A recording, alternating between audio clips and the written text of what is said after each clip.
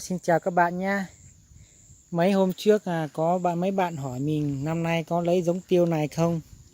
Nhưng mà giờ nhà mình 2 năm trước ấy, một năm trước thì mình đi lấy cái giống tiêu này, người ta nhập từ bên nước ngoài về thì người ta kêu đắt.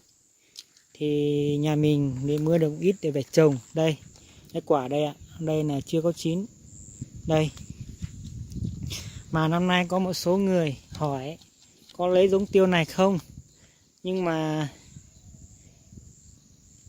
có lấy giống này, sắp sửa cái về cái giống này rồi, nhưng mà giờ đang nhà có ít, nhà chưa có hái để cho các bạn xem bông với lại trái. Yeah. Thì tiêu này bây giờ thì người ta năm nay tiêu rẻ quá. Năm nay người ta hỏi mua các loại tiêu này, các loại giống tiêu này là như thế này. Người ta mua tươi luôn là 1 ký 35 đến 40 ngàn 1 ký. Nhưng mà nhà cũng không có bán. Tại vì giống này người ta để trồng cũng bán tươi thôi. Như giá năm nay là khoảng độ hơn 2 ký thì mới được là 1 ký khô. Thì tính ra 1 ký cái này, 1 ký tươi này, 1 ký tươi này thì mình bán được 45.000, 40.000. Thì 2 ký đã 90.000 rồi, thì mình so với hơn 2 ký thì mình được 1 ký năm nay có 45.000 thôi. So với mình trồng tiêu này thì cả mấy trăm trụ thì mình cũng bán được cũng nhiều tiền. Vì mình cũng cho người ta, anh em xem sơ qua các loại giống tiêu này. Nhưng mà năm nay ai ưng thì có thể đặt hoặc là nhắn tin cho mình, gặp mình thì mình có thể đặt mua.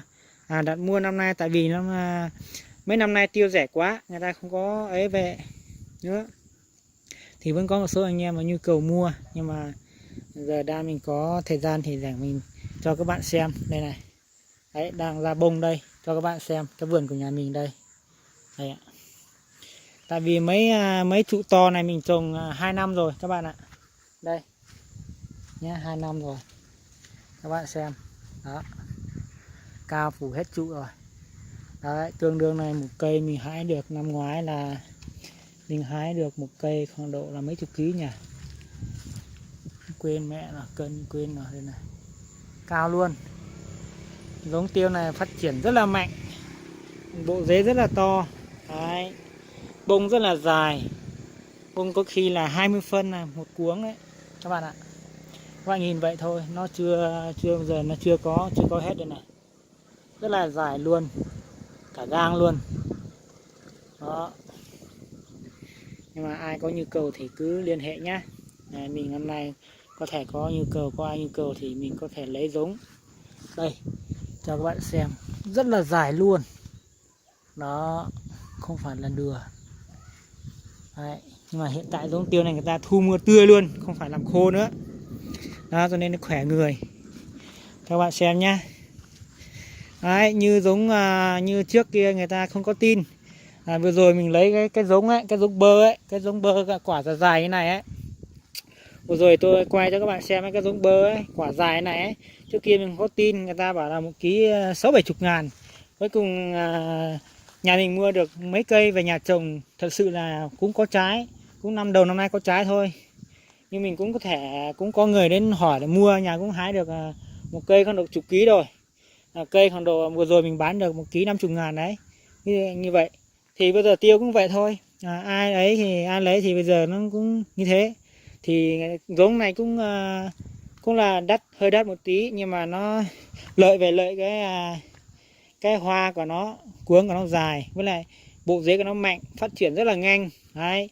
Mình trồng khoảng độ 1 năm hay là nó phát triển rất là nhanh. Cây này vừa rồi mới trồng, cây này vừa được